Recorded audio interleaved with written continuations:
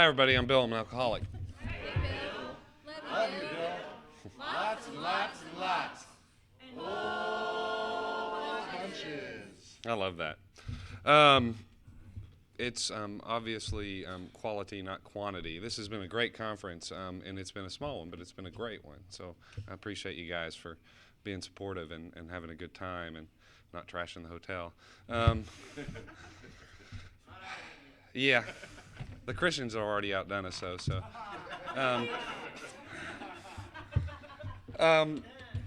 I was excited about Jan speaking this morning. I'm so excited about Jan speaking this morning. When I think about her, what I think about most is honesty.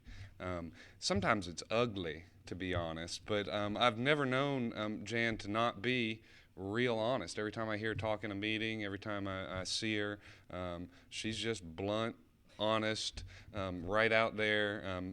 What you see is what you get, and there's not a whole lot of people out in the world that you see that are that willing to give their honest selves to you. I'm also excited about giving her gifts. I know that everybody got pretty much the same thing, and I don't know how much. I don't know how if you'll put yours on your car or not. I know Jan will. This will be around. Everybody will see this in Friendsville, her town, and that's not a whole lot of people. But yeah, everybody, all 10 people there will know that Jan was at TCYPAA in 2003. Look at that. That's awesome. We're going to give her license plate. That's great. I know that she'll have that on her car. Or maybe her husband's too. That would be even better. Make him drive around with it. And then you get a T-shirt. Thank you. And some taffy, because you gotta have. Gotta have taffy. Yeah. And you'll appreciate this too. Big hunk of fudge. Thank you. Thank the host committee. This has been used. Yeah. Well, see that corner. I had to make sure it was still good. You know, I didn't want to give you spoiled fudge. We love you, Jan, and I know you guys are going to love her story. Come on up. Thank you, Bill.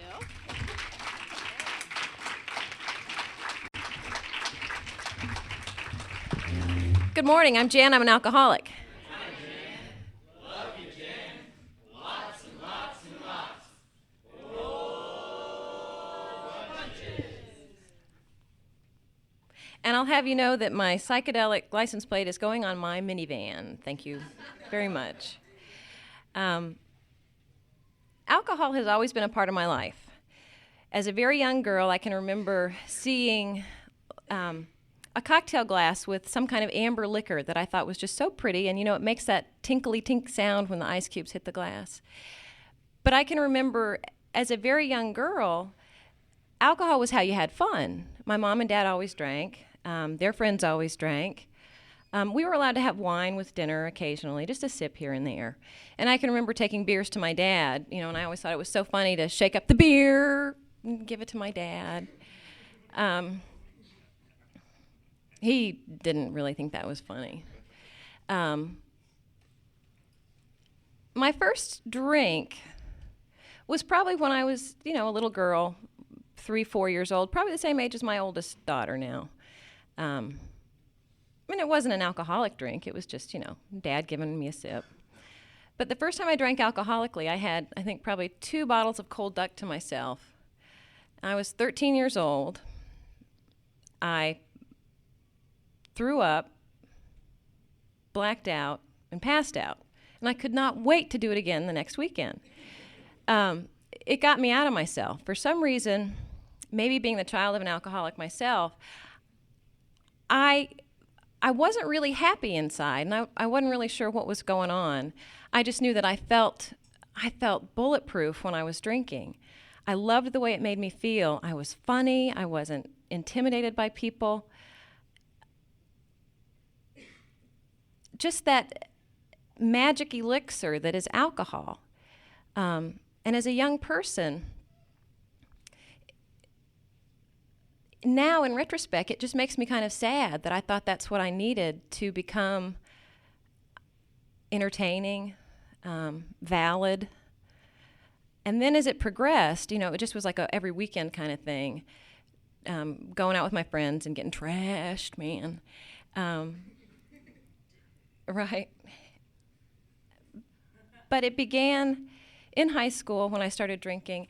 But 13-year-old children really aren't supposed to be drinking. They're supposed to be like playing soccer, softball, hanging out.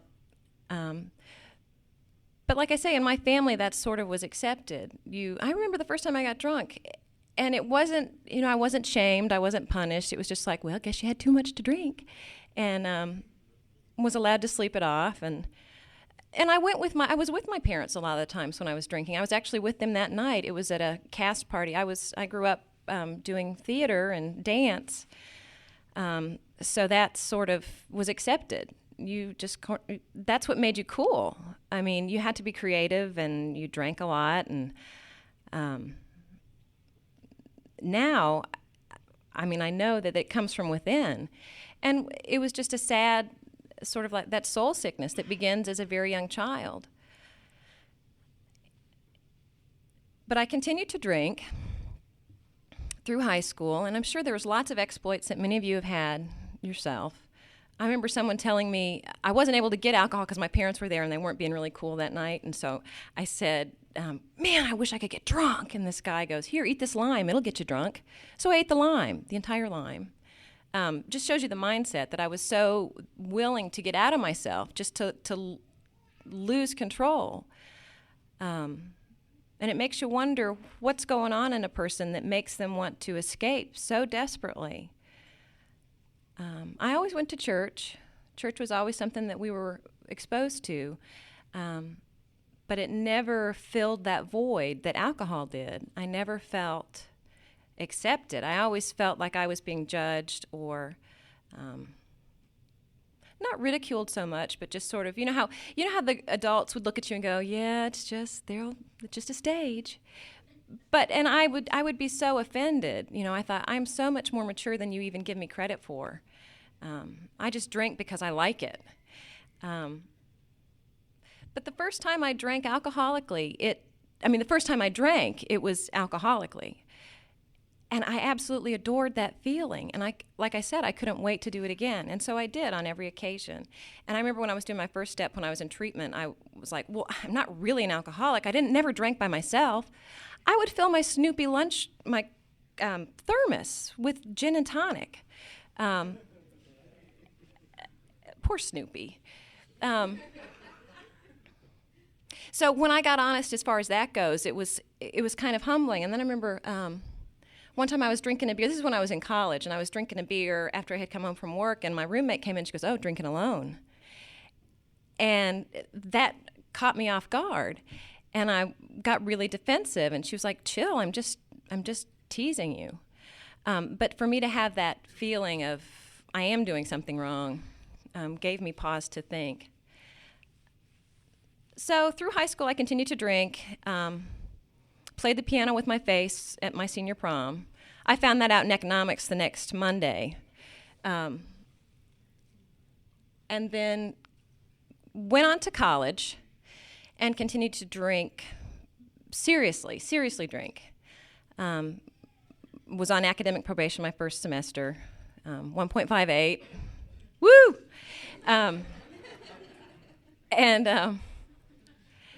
So, that's what it was all about. Nobody was there to tell me to go to school. It never occurred to me to skip class when I was in high school. I was one of those preppy kids. I could run with the jocks, I could run with the heads, I could run with the preps. I think as a lot of us are, I was a chameleon. I kind of fit with everybody. I was with those weird theater people. And I really didn't hang with the cheerleaders. No offense if there were any cheerleaders, but couldn't quite hang with them. So I'm off to college, and I continue to drink, and I begin to get kind of mean. And I had a roommate who told me, "Jan, you don't drink like everybody else. You get really mean when you're drunk." And I probably told her to, do something rude. And about that time, my father, who was continuing to drink, got sober. And I remember I went to my very first AA meeting, it was a speaker meeting, and I was listening, and afterwards, I looked at my dad and I said, that made so much sense to me. I really liked what he had to say. And he looks at me and he goes, don't worry, honey, you're not an alcoholic. Oh, okay. So I was given permission again, so I drank for another year, and I did subsequently get sober after that, obviously. Well, I could be lying, but I'm not. My husband sometimes doubts me. Anyway, so let me get back on track. Growing up in an alcoholic home, being around people who continue to drink, really abusive verbal stuff going on in my household, which, I mean, a belt across the butt might be just as, I don't know, the verbal abuse can be more insidious, and it absolutely destroys your self-esteem. And you really begin to believe those things that are being said about you, that you're stupid, that you're a tramp, that you're... Not that I was ever told I was never going to amount to anything, but the way I was talked to or not talked to gave me that sense that I really wasn't worth much. And when I drank, I belonged, because the people I hung out with, they all drank like that, and we all got along just fine. And it just makes me sad that the things that I missed as a young person. That's why the young people's AA that's what saved me when I first got sober, because I realized that I didn't have to drink to have a good time. I really thought that was essential. And I thought the people who didn't drink were just lame. And I know everybody felt the same way. I remember when I first got sober, I ran into somebody at college who was my roommate when I was still drinking, and she goes, Jan, where have you been? I said, I got sober about 6 months ago. She goes, what do you do to have fun? And you know what the amazing thing is? 2 years later, she was in the program, and that still gives me chills. So you never know whose life you're going to affect if you share with them your personal journey. So anyway, I'm in college and I'm drinking, and my dad gets sober, and I had gone to some Al-Anon meetings with my mom, and I didn't really feel like I fit in there. I didn't quite realize that it wasn't to talk about him, it was to take care of yourself. And I really wanted to rag on my dad, because he was, not a nice person. But after we went through the family week, and I confronted him on a lot of really scary stuff, and we began to heal. Or I should say my sister, my mom, and my dad did. I began to have anxiety attacks. I remember driving home from Atlanta when he was in treatment, and I couldn't catch my breath. And I started shaking, and I started crying, because I was thinking about the things I had heard about these people getting stoned and feeling like it was where they belonged, and about people being drunk and that's where they belonged, but they were miserable while they were doing it. And it made so much sense to me, but my dad had just told me that I wasn't an alcoholic, so how could I make those two places meet? The type of person I continue to be, I need a lot of validation from other people, and that's something that I struggle with on a daily basis, finding my validation from God and not through someone else. But at that point, I was very vulnerable, and I needed a lot of validation from my parents, from the people that I loved. So I continued to drink for about a year. I remember coming home, and my folks said, well, you really should go to one of those ACOA meetings, the Adult Children of Alcoholics. And so I went there, and there were a couple people that are recovering, and I didn't know that until I went to my first AA meeting. And they're like, hey, Jan, I'm glad you're here. So I went to those meetings, but I still was really struggling with the anxiety that I had first become aware of when I was coming back from the family week. And I remember I was going to one of my individual sessions I had. This was at if any of you are in college and you don't take advantage of your student counseling service, you're really missing out, because you can if you're paying the tuition, you need to go where they're giving you free shrinking. It's good stuff. If you're willing, you should take advantage of it. So this is where I was going for my free shrinking. And I had another anxiety attack as I was driving there. I was holding onto my steering wheel, and I thought, I am going to run my car into the embankment, or that thing down the middle of the road, whatever you call those, retaining wall. And I remember being so terrified that I wasn't going to make it there. And I remember I don't know if any of you have ever been on the University of Tennessee Knoxville campus. It's virtually impossible to find a place to park, especially if you're late. So it's very dramatic. I run my car up in front of the counseling center, and I run in. I'm late, but I'll be right back. I can't find a place to park. And we laugh now, but I was losing it. So he goes, "It's fine. It's okay." And so I come back, and we have our little session. And he goes, "What's going on with you, Jan?" I said, "I can't do this anymore. I can't do this anymore. I want to die." I said, on my way over here, I wanted to run my car into the median. And he looked at me, and his eyes got really big, and he said, "Well, I love you, and I think I'm going to put you in a box and take you to a treatment center." Which he did, and I couldn't really accept that. I remember calling my folks. It was kind of like I was in a fog, and we called, and yes, there was a bed for me. But I went to codependency treatment because at this point I hadn't been honest with him about my drinking. So, I didn't tell you about going up to Montana. I have to backtrack. This is one of my summer jobs, was going up to Glacier National Park up in Montana, which was absolutely stunning. And if you're stoned, it's even better. You don't hike as well, and I don't think you can fend off the grizzly bears as well, but it was, beautiful country. I turned 21 up there, and I remember getting a birthday card from my father, who had been sober about a year, and he said, "Dear Jan, happy birthday. I've been sober a year now. It's a family disease, and there's only one way I know how to stop it. I love you, Daddy." And I started crying. I started sobbing because it was so clear, and he didn't preach to me. And that's when I began to understand that it was a disease and not a defective character. So fast forward. I'm back at UT, freaking out, still drinking, not understanding why I can't get it together because, hey, I'm going to therapy. Why can't I feel better? Why do I still want to die? So then I go to Chattanooga for treatment. And like I said, it was codependency treatment. So I still hadn't admitted that I was an alcoholic. I knew in the back of my head that I was, because I didn't drink like my friends. I was mean. And I remember they would cart us to those damn AA meetings. And I was listening one night, and it's like I stood up when they asked if anybody would like to pick up a white chip. And I just sort of walked up and I got one. And they clapped for me, and they gave me a hug, and it was really cool. And then I was like, holy shit, I've really done it now. I can't drink anymore. So I put it in my pocket, and we went back to the treatment center. I remember we were doing a guided imitation. A guided imitation, okay, act like a bunny. Guided meditation, sorry. And actually, it was just like a relaxation class we were doing.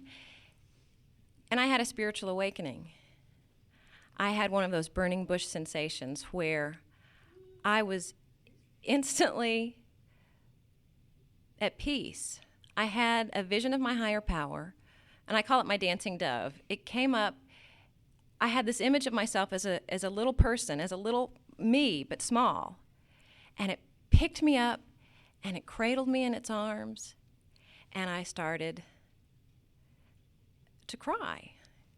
And it still gives me chills when I think about it, because had it not been for that amazing spiritual awakening that I had, I don't know that I'd still be here today. The spiritual foundation of this program is what makes it work. I realize that I can't do it by myself. I have to have a power greater than myself to keep me sober, to keep me sane. Again, my husband would differ. But it's a daily thing. Each day I have the chance to start anew, and that's a gift.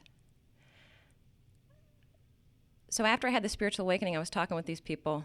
I said, you know, it was really weird. I saw this like glowing figure, and it picked me up and it rocked me. And I don't know. Maybe it's DTs. I'm not really sure.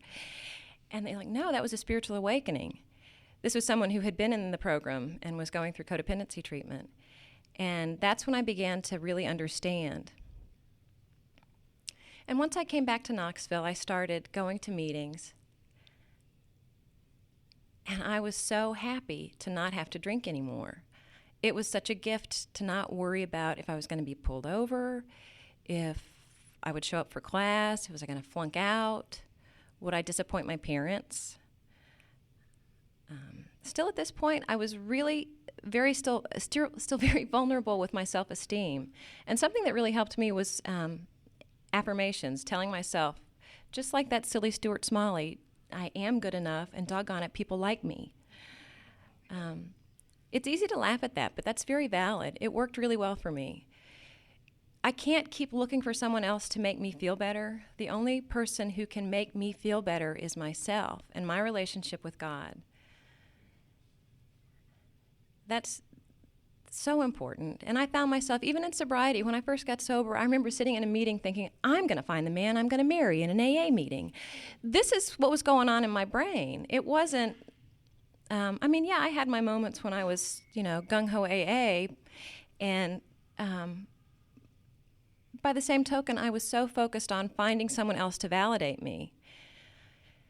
And in a way, it was good because it kept me coming to meetings. I was scamming on whoever. But as long as they were sober, I was, good to go. And I found the group of young people at the 10 o'clock young people's meeting on Friday night. And can I tell you, they saved my life. What I can tell you, if you leave with nothing else, if you stay in the program, stick with the winners, the people who are laughing, who are eating pizza, who are cutting up and just being retarded. You're going to have a good time. You can have fun being sober. And as a young person, that's so important to know that this is a really cool group of individuals. Hell, we all used to drink together, but now we're sober together. And the journey is so grand. And it is a journey. It's not where you're going to be when you're 16 years sober, where you're going to be when you're 3 years sober. It's where you are each day. And making the very best use of the day you've been given. Because think of your worst day drunk. And you think, how did I survive that? Each day that you're given sober is such a gift. But I continue to chase men in AA. And it is God's grace that kept me sober. Because, once you have that really bad relationship where you just can't show your face in an AA meeting again, so I didn't. I stopped going to meetings. I chased some guy out to California, which I was reminded of by Bill this morning.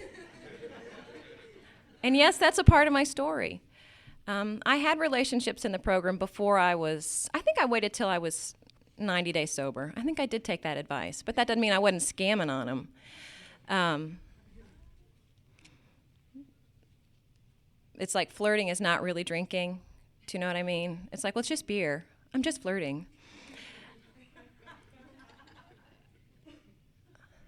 So I come back from California, humiliated, very embarrassed.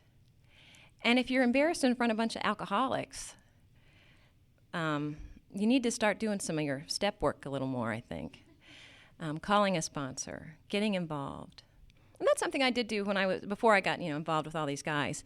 I would go and pick up the literature at intergroup, and it was really fun to get involved. Here these old timers think you're really cool and you're doing a really great job when you're out there cleaning ashtrays and picking up chairs, and there's something to be said for that. When they say, you don't know what to do, pick up an ashtray and clean it. Throw away coffee cups. Get involved. Do something for somebody else. Get out of yourself. So anyway, I'm still chasing these guys. And I caught them, and then, I got what I was after and stopped going to meetings. Then I ended up getting married to someone who was not in the program. But he knew that I was sober, and it was funny. I would tell him all the wonderful things that I learned in AA, And he had the audacity to tell me, you just said that you really should not take other people's inventory, but that's what you're doing to me. And he called me on it. Here is this person who's never been to an AA meeting in his life, and he's telling me that I'm not working a really good program. So, forget him. But we did get married, and we stayed married about 2.5 years. I was not working a program. I wasn't going to meetings. And I wasn't a very nice person to be married to. When I look at it, it's real easy to put all the blame on him and say, well, he, was a loser. He wasn't going to amount to anything. But you know what? That was a reflection on me. When I look at everything that I was saying about him, that was such a reflection on myself. So just remember, there's a little card called the gal in the glass or the guy in the glass, talking about the mirror. It's a reflection of who you are, how you feel, and the people that you attract. And so all the faults that I was finding in him, 1 finger out, 3 fingers back. So there's all kinds of little cliches you can say in AA, and they're all pretty valid. So I was still sober. I hadn't taken a drink. I would occasionally go to a meeting. I joke and say I would go at Christmas and Easter. And for my first 3 or 4 years, I was at a meeting every single day, twice, 3 times a day. But I think a lot of that was I was hiding out. It's real easy to hide out in a meeting. Not that that's bad, but I wasn't taking responsibility for my schoolwork, for my work. It was just safe to be in an AA meeting. And I thought, well, it's okay because I'm in an AA meeting. I'm not drinking. So it's real easy to twist things to make them fit your needs. So I took a job with United Airlines. I became a flight attendant, moved up to Chicago, went to a couple of meetings up there, so that was pretty neat. Subsequently, moved back to Tennessee, got divorced, had a really hard time, started going back to meetings again because that pretty much rocked my foundation, my belief system, getting a divorce. And I started going back to therapy and started going back to meetings. Throughout this time, I never really had a really good sponsor, someone I could talk to. I would talk with people in meetings, but I didn't have one person that I felt like I could call and talk with honestly. And I think if I think about it now, it's because I didn't want to be called on anything. I didn't want to have to be responsible for my actions and to work the steps and to pray and to be active. So I moved back to Chicago and continued to work for the airlines. And I really missed that joy that I felt when I first got sober because it is joyful. I had so much fun my first 3 years of sobriety.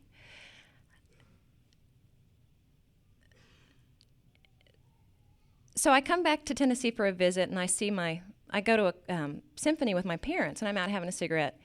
And this guy out of nowhere goes, "Jan Guthrie, I always did want to marry you." And I look, and it's this guy from an AA meeting, and I could not remember his name. And I look and I go, "Randy?"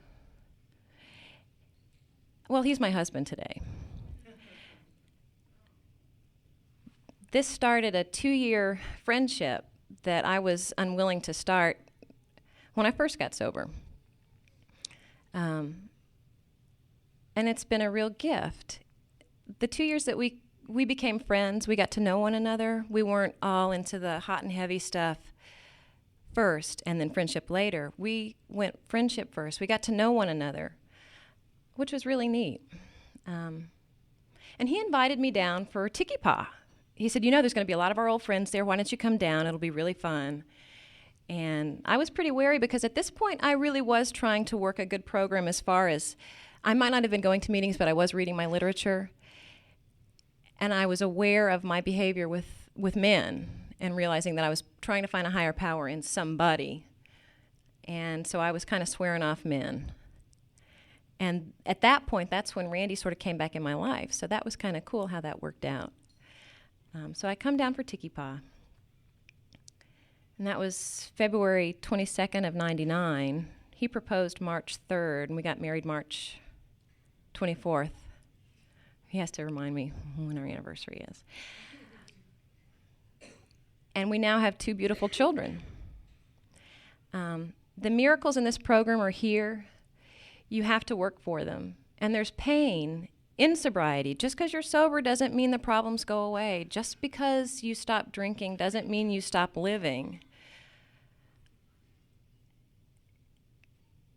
And I've started going back to meetings again, and it's been a real gift. I don't know that I'll ever have that pink cloud that I had when I first got sober, but that's okay.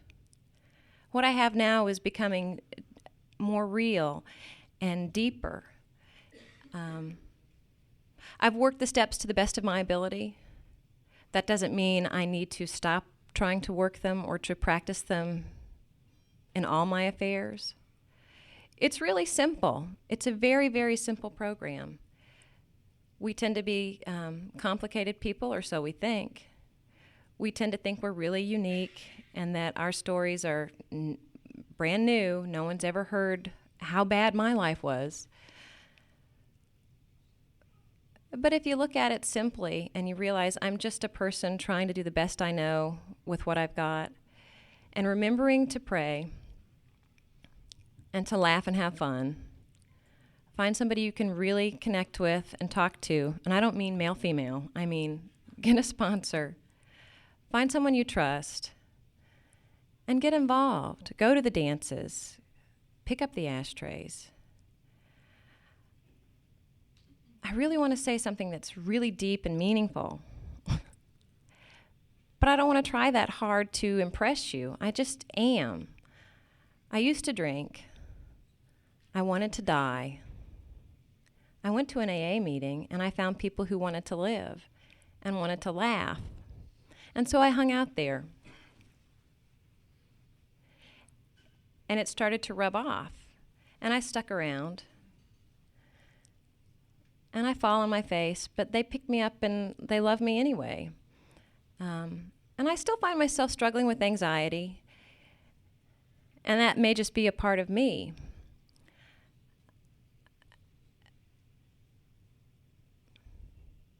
And when I can remember that it is all going to be okay, like this morning I was freaking out about my kids freaking out and running around, and my husband goes, "It'll be okay." And it is.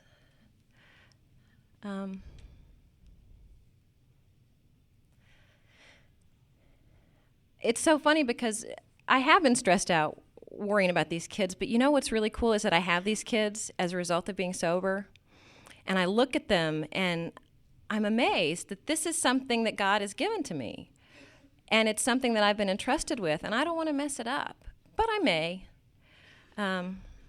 because it is a family disease and it is genetic in my estimation. That's the way I was able to accept it. That genetically there's something in my brain that doesn't produce these things that make me happy, so I have to seek out other things, be it coffee, be it cigarettes, be it men, be it alcohol, gambling. Not that that was ever my thing, but anything that takes me out of myself takes me farther from God. And I went to the women's meeting on yesterday, and someone said something that just made so much sense. You know, we need to stop worrying so much about our relationships with, you know, in a love relationship, and start worrying about our relationship with God. And at the risk of sounding like one of the Christian Coalition people, it really works. That is the key. And that's something that I pray that all of you can find if you're still struggling with your sobriety. Finding a higher power that works for you, be it Buddha, be it a rock, be it God. Don't choose a guy or a girl, though. That their feet are made of clay. Find your own higher power and turn your will and your life over to them. With me, I get down on my knees and I yell, "God, please take it away. I don't want it anymore." When you struggle so hard, I remember going to a meeting and there was this old guy, and he would say, "You know, this hot poker, it's burning my hand, it's burning my hand." And then someone says, "Well, let go of it." And he goes, "No, it's mine." And I can really identify with that.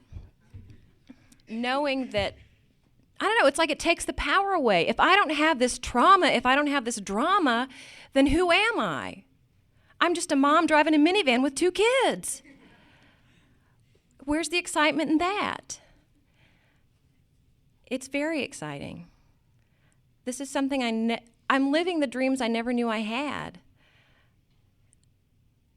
because I stayed sober through the grace of God. I remember when I was still flying, and at one point, this was before I came back down for TCYPAA, when I really wasn't going to meetings, and I was thinking to myself, I'm just going to move to London and start drinking there because nobody will care because it's London, and I'll just be like a pub girl. I'll be a cute little pub girl, and I'll just drink my pint. And it won't matter because that's what, I've got like Scot-Irish blood in me anyway, so I'll fit right in.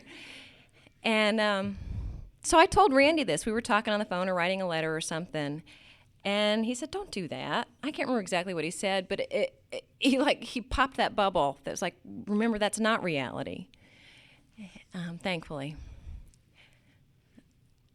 But that's where I was. I was thinking that this is when I was about 10 years sober, and I was thinking that was an option again.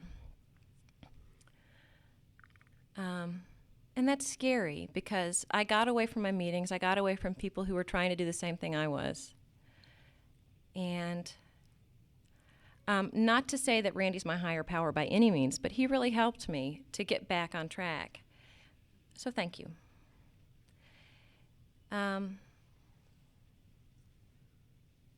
Work a 4-step. It's important to get all that junk out of your head. Take the 3rd step and really try and do it well to the best of your ability. Understand that there is a loving God who will care for you and accepts you just the way you are. Keep working the 11th step. Keep praying. Pray, pray, pray. Get on your knees if it works for you. And if you're resistant, try it anyway. Help somebody else. Talk to people. One of the neat God things, I remember when I was taking this job with United, and there was this form to fill out, and it says, did you ever have a problem with alcohol or depression? And so I really had a quandary. Do I fill it out? Am I honest? Should I tell them that I am an alcoholic? And so I was really having a hard time, and so I stop and I look up. I'm up in Chicago, and I'm in the medical office, and there's this little piece of paper stuck up there, AA meetings in the chapel, 5:30 on Wednesday. And I went, oh, okay, thanks, God. So I wrote it down. I'm like, yes. And nothing ever came of it. But if you're honest in all your affairs, things tend to have a way of working out. Brutally honest sometimes. Realize when you need a kick in the pants. Realize when you're doing a great job. That's real important for a lot of us. Realize when you're doing a really good job. Without taking it to the egomaniac aspect of it.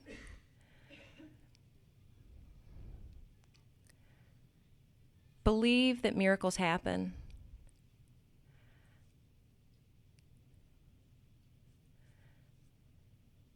Laugh a lot. I'm struggling for something really powerful and moving to say to you.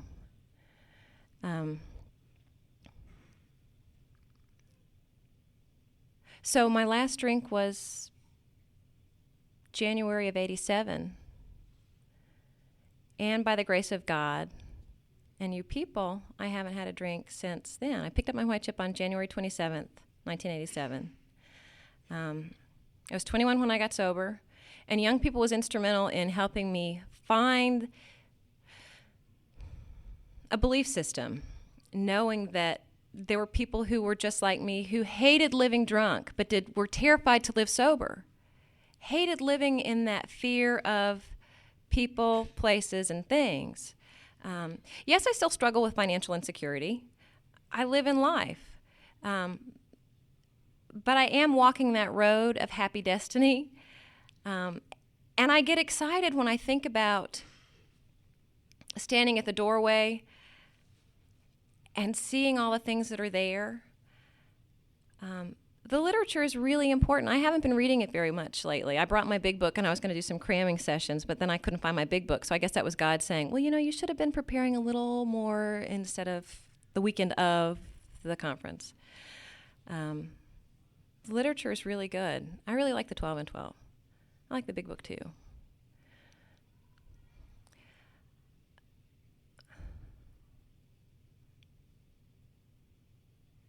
Miracles happen. Showing up, doing the next right thing.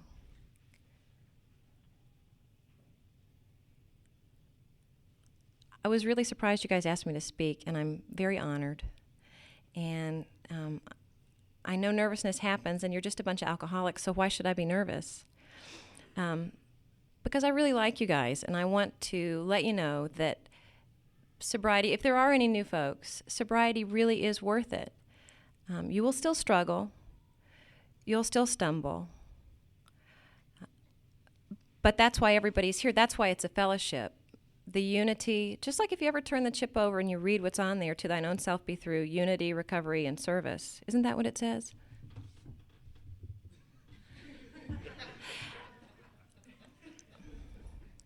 Those things really work. And whenever you're in doubt and you don't know what to do, say the Serenity Prayer. I don't know. I'm grateful for all that I've been given. And that's all I've got. Thank you all.